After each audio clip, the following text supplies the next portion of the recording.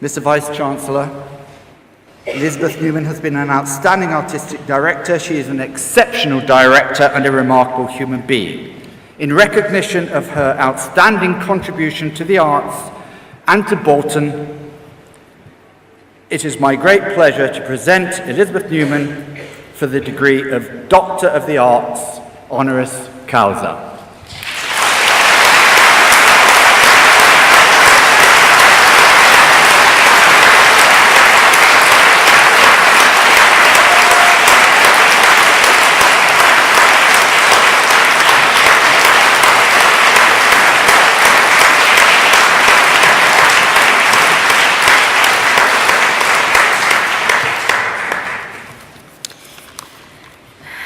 Hello. Chancellor, Vice-Chancellor, honoured guests, graduates, family and friends. I'm just going to move the mic down.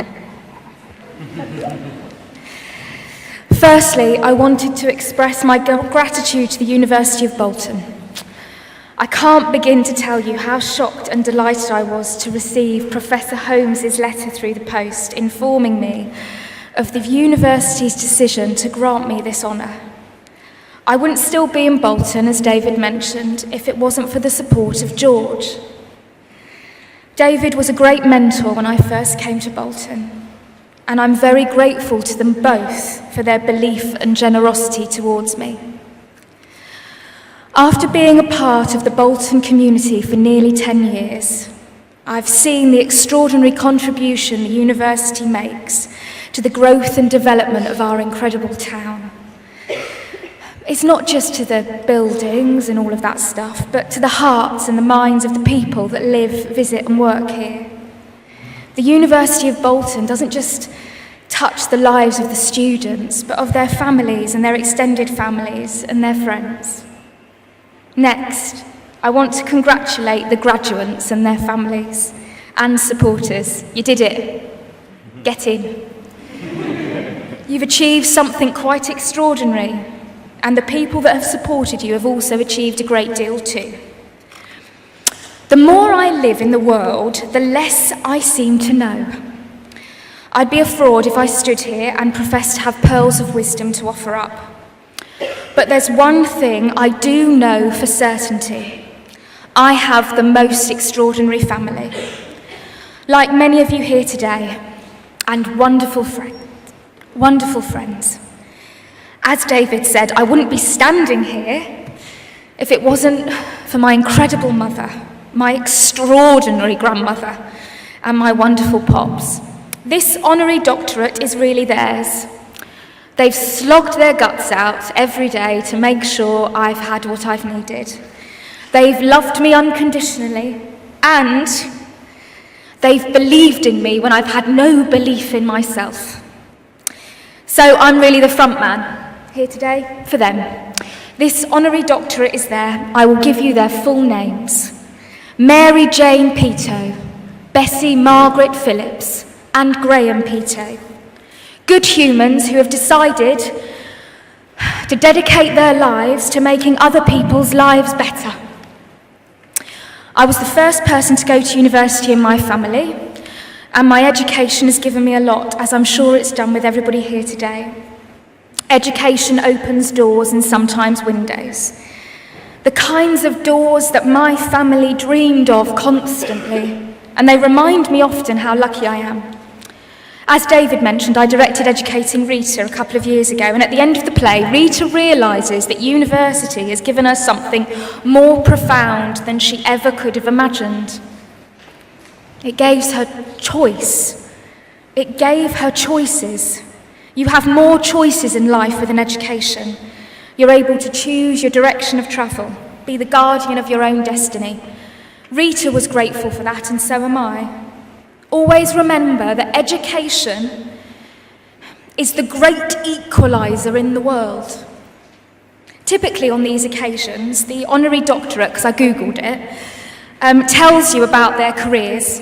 I read lots on the internet of people's honorary doctorates. They're really good. Just put in Google honorary doctorate, lots comes up. As per usual, I fancied going off-piste. I had a chat with my grandma. just before she passed away. And I said, what do I say to these people? They're all going to be looking at me. I look about 12. They're thinking, why has she got one? And she said, well, don't talk about what you've done. Talk about why you do it. Okay, so we then started talking about her gravestone. And you know, when you die, you have the day you were born and the day you die, and then there's the dash in the middle. And recently I heard that the dash in the middle is the important bit. So I decided to stand in front of you and talk about my dash, the reason why I do what I do. I decided at my graduation for my degree in directing, as David mentioned, I wanted to change the world for the better. I wanted to know that I'd left behind more than I'd taken from this extraordinary world.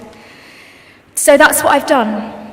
I used my education to make the choice to reach out to others through theatre, to try and touch their life in some way, to make a difference, to help people make sense of this really confusing world and their own personal inner worlds. I also made the deal with myself to always be kind, and no matter how hard it was to open my heart, to bring people together and to make sure they felt less lonely. So I wanted to remind you today, everyone that's graduating, and I hope you'll remember that you have a choice, not just about your career and your house and your car, hopefully, but around your values, day by day, that you'll live your life by, your beliefs that you'll hold. Now is my word of warning. It won't be easy. The world is harsh and cynical, and we're living in a time where trial runs for fascism are in full flow overseas and at home. But don't harden. Do not toughen. We must not do that. We must join the world, yes, but try and change it. It is our responsibility to work hard with others to make the world less harsh and less heartless. We must use our education and collective humanity to make the world a place of greater kindness, where knowledge is celebrated and our children are never forced to toughen up or learn that it's each man for himself. Now, although I've said this, I want you to know it's not going to go to plan. As David mentioned, I had other plans for my life. I was going to be a ballet dancer. I got ill. My world collapsed, and I felt like my wings had been cut. I was earthbound for eternity, I thought. But then I realised, well, that's okay, change your plan. You can't fly anymore, but maybe you can help others to fly. So that's what I decided to do. I made that decision. I had a choice. I made a new plan. No more flying, but I would help others to fly. So that's what I would offer up. And the last thing I guess I wanted to say was, when it doesn't go to plan, when it rains, dance in it. Dance in the rain. Encourage other people to dance in it with you. That's what we'll do. We'll dance in the rain. And remember, there's joy to be found in all moments together. And I wanted to end with Barack Obama. It felt right. He met an odd woman a while back in Greenwood, South Carolina, when he was on his presidential tour. And she taught him a saying, which I wanted to share with you. Fired up and ready to go.